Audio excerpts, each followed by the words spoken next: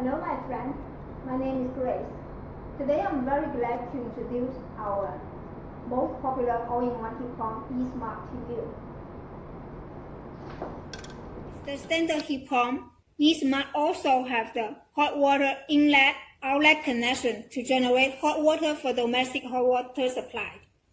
That's the hot water outlet.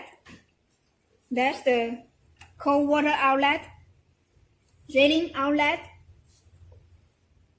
condensation outlet, magnesium rod. Besides this standard feature, we have the electronic alarm. Let's go to the other side of the heat pump.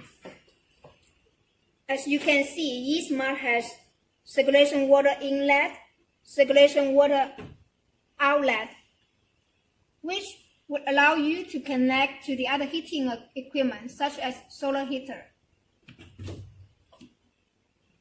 And for E-Smart, we also have two sensors. Upper water temperature sensor, lower water temperature sensor to detect the water temperature. It's a brief introduction for our heat pump. If you have any other question or query, please feel free to contact us by phone or by email. Thank you.